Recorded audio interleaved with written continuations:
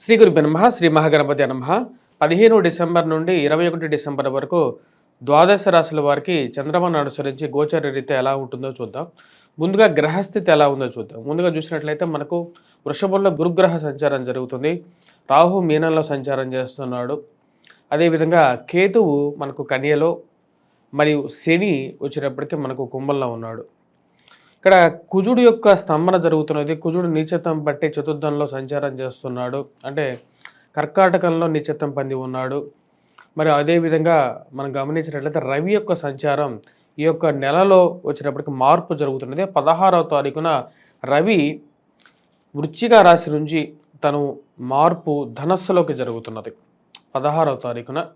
మరి అదేవిధంగా వచ్చేటప్పటికి బుధుడితో కలిసి ఉన్నాడు, వృశ్చికంలో ఉన్నాడు. వృశ్చికంలో ఉన్నటువంటి బుధుడి యొక్క మార్పు లేదు. శుక్రుడు మనం గమనించినట్లయితే మకరంలో సంచారం చేస్తున్నాడు అన్నమాట. ఇటువంటి గ్రహస్థితి రాబోతున్నటువంటి వారం రోజులు ద్వాదశ రాశుల వారికి ఎటువంటి ఫలితాలు రాబోతున్నాయి అనేది మనం చూద్దాం.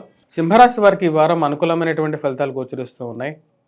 ఇరుగు పొరుగు సఖ్యత విషయంలో కొన్ని జాగ్రత్తలు తీసుకోవాలి.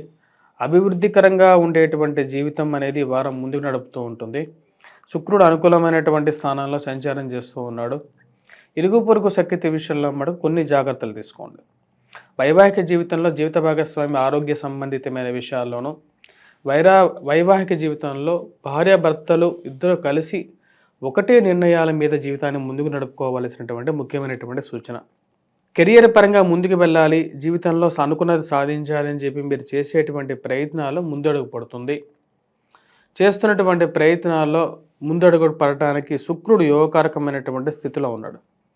ఈ రాశి వారికి అధికమైనటువంటి ఖర్చు, పిల్లల యొక్క చదువు గురించి, పిల్లల యొక్క ఎదుగుదల గురించి ఎక్కువగా ఆలోచన అనేది మొదలవుతాయి. వారి సెటిల్మెంట్ గురించి కొద్దిగా ఎక్కువగా డబ్బు ఖర్చు పెట్టాల్సినటువంటి పరిస్థితి ఏర్పడుతుంటుంది. సెల్ఫ్ డ్రైవింగ్ విషయంలో వారం ప్రథమంలో కొన్ని జాగ్రత్తలు తీసుకోండి. వెహికల్ డ్రైవ్ చేసేటప్పుడు సూర్యుడిని తలుచుకొని వినాయకుడిని తలుచుకున్న తర్వాత ఓం గం గణపతి నమః అని చెప్పి ఒక మంత్రాన్ని చదువుకున్న తర్వాత వాహనాన్ని బయటకు తీసి నడపడానికి ప్రయత్నం చేయండి. ఈ రాశి వారికి వచ్చేటప్పటికి వైవాహిక జీవితంలో జీవిత భాగస్వామి ఆరోగ్య సంబంధితమైన విషయాల్లో జాగ్రత్త అనేది అవసరం. మరి ఫైనాన్షియల్ రొటేషన్ విషయంలో కొన్ని ఇబ్బందులు ఎదురవుతూ ఉంటాయి. సమయానికి రావాల్సినటువంటి డబ్బు ఏదో విధంగా వస్తుంది అనే నమ్మకాన్ని కలుగుతుంటుంది. కానీ అదేవిధంగా వచ్చేటప్పటికి డబ్బు ఖర్చు పెట్టేటప్పుడు తగు జాగ్రత్తలు తీసుకోండి. అనవసరమైనటువంటి విషయాల్లో తలదూర్చకుండా దూరంగా ఉండండి. ఎదుటివారు మీ మీద రాళ్ళు వేయడానికి రెడీగా ఉంటారు. ఏదైనా ఒక విషయంలో వేస్తారు. ఎప్పుడో చేసినటువంటి ఒక చిన్న తప్పుని పట్టుకొని వెత్తి చూపేటువంటి వారే ఎక్కువ సమాజంలో ఎక్కువగా ఉంటారు.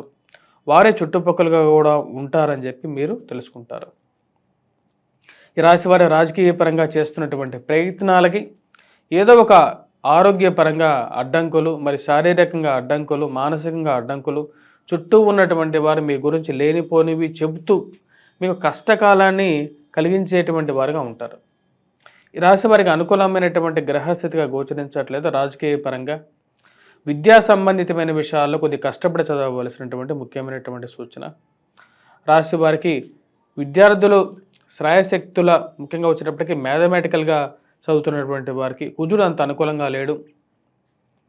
విద్యార్థులు గణితం పట్ల ఆసక్తి ఉన్నవారు కొద్దిగా చిన్న పరిహారం చేసుకున్న తర్వాత వారు కష్టపడి చదివితే అనుకూలమైనటువంటి ఫలితాలు కూడా పొందగలుగుతారు. విద్యార్థులు ముఖ్యంగా వచ్చేటప్పటికి ఎటువంటి పరిహారాలు చేసుకోవాలి అంటే ఓం గం గణపతి నమః అనే మంత్రాన్ని చదువుకోండి, వినాయకుడిని మరి పూజించండి. దాని తర్వాత గురుగ్రహ ఆరాధన చేసుకోవాలి. ప్రతినిత్యం వీరు ధరించాల్సినటువంటి బొట్టు వచ్చేటప్పటికి సింధూరాన్ని పెట్టుకోండి. ఆరోగ్యపరంగా అనుకూలమైనటువంటి ఫలితాలు పొందగలుగుతారు. మరియు అదేవిధంగా కుజగ్రహ మంత్రాన్ని జపించటం, అదేవిధంగా సూర్యారాధన చేసుకోవటం, సూర్యుని పూజించటం ద్వారా డబ్బు వృధా ఖర్చు అనేది కొంచెం తగ్గుతుంది. కెరియర్ పరంగా అడ్వాన్స్మెంట్స్ అనేది పొందగలుగుతారు అనేది శాస్త్రంలో చెప్పబడింది. సూర్యుడి యొక్క ఫలితాన్నే ఎక్కువగా శాస్త్రంలో వర్ణించడం జరిగింది. సూర్యారాధనలో ఆదిత్య పారాయణం చేసుకోవడం అనేది ఎక్కువగా ఫలితాన్ని ఇవ్వగలుగుతుంది.